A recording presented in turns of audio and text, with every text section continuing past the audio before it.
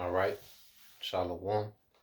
First and foremost, I would like to give all praise, honor, and glory unto Yahweh, Bahashem, Yahweh Shai, Bahashem, Kakodash. Double honors unto the apostles and the elders of GMS who rule well, teach well, being great examples to his younger brothers, and peace and blessing, salutation to the hopeful lake out there pushing his word and truth and in sincerity across the four winds in the name of Yahweh, Bahashem, Yahweh Shai, pushing to get up out of here. Shalom to the hopeful lake, the believers, the listeners, whom have came back to the obedience of the scriptures through faith in Yahweh Bashem Al Shai. What I want to get into, all right, today, just going into the second Exodus, man. It's good to go into these things around this time. The spirit of Yahweh Bashem Al Shai, is at work. And for the sincere, serious minded believers, it's good for us to, go into these things, read these things, speak on these things, understanding what we're a part of. All right. There's a lot of Israelites have no clue what they're a part of. They're just here. This is a serious matter as we come into, the Passover and what this represents, for us as a people, okay, is a very serious, all right, scary time.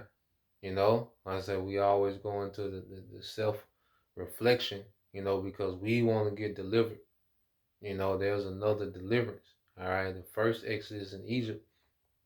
Okay, all Israel was delivered out. Okay, but this time, all right, spiritual Egypt. All Israelites are not going to come out. Okay, there's a remnant.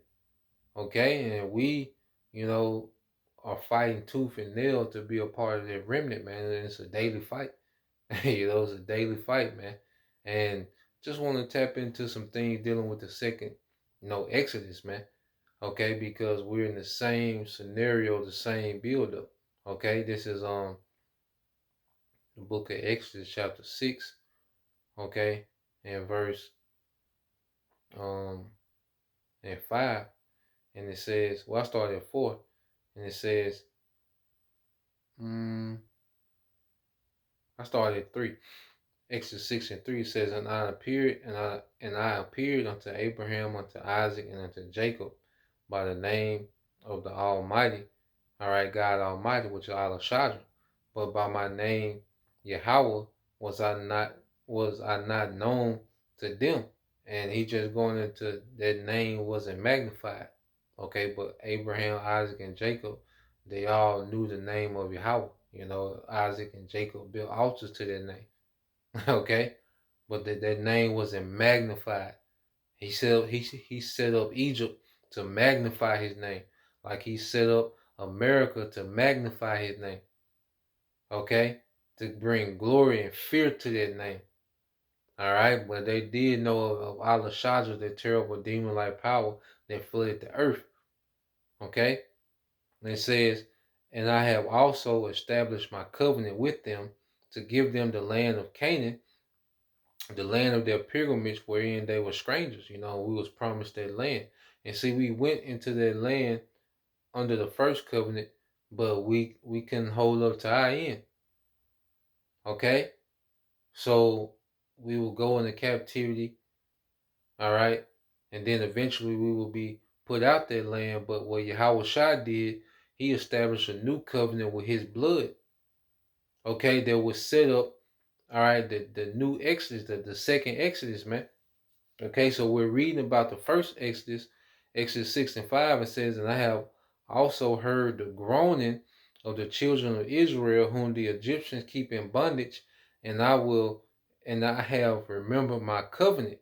Wherefore say unto the children of Israel, I am the Lord, and I will bring you out from under the burdens of the Egyptians, and will rid you out of their bondage, and I will redeem you with a stretched out arm and with great judgments. So we was redeemed when the Lord heard us groaning, and now we're beginning to groan again.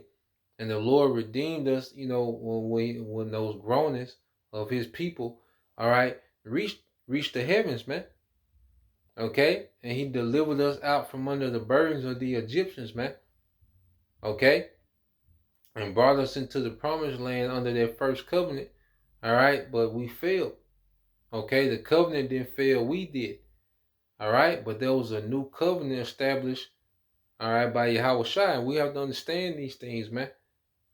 Okay, it's good to understand these things, man.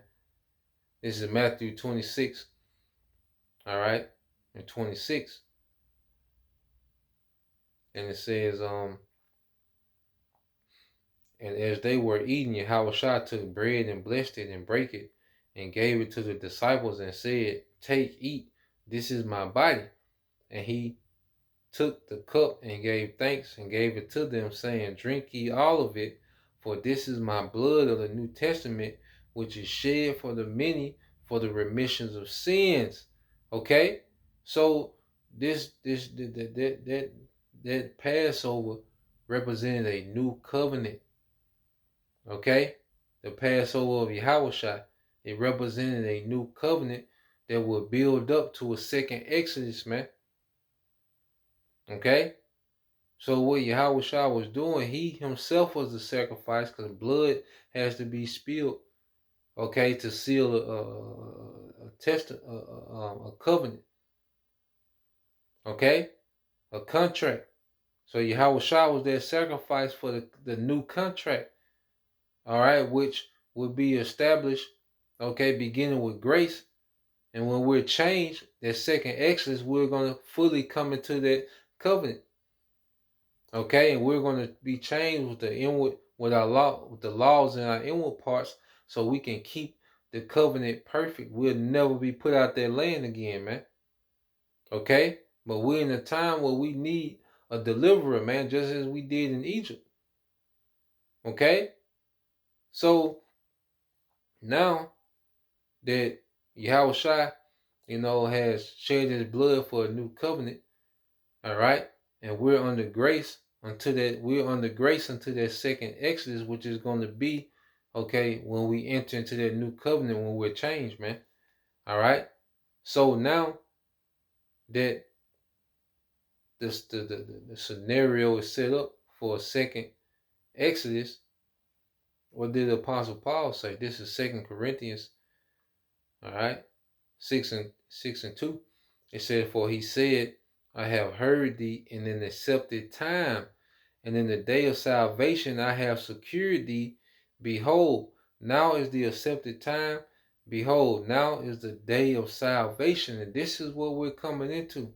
The Lord is hearing us now. This is why all these things are happening, man. And how you know the Lord is hearing us? These devils trying to cut off the communication. Okay, now they want to demonize the Bible, the prophets, the brothers. They want to cut off their communication because the Lord is hearing us, man. This is why we see all these things happening, okay, real time. That's the Lord hearing his people, okay? And just like we was groaning then, but see, only the elect are groaning, all right? Jake is in love with the beast. Jake is in love with Esau, Edom, okay? So you go to the book of Ezekiel chapter 9, verse 4, it says, "And the Lord said unto him, Go through the midst of the city, through the midst of Jerusalem, and set a mark upon the foreheads of the men that sigh and that cry for all the abominations that be done in the midst thereof." And see, the elect are crying and sighing, groaning about this captivity, man, and about the wickedness of Esau, Edom.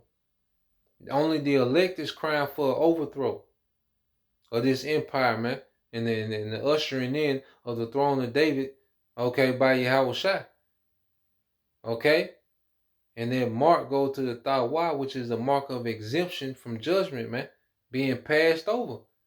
Okay, verse 5, and to the others he said in my hearing, Go ye after him through the city, and smite, let not your eye spare, neither have you pity. And didn't a death angel come through the first Exodus, man?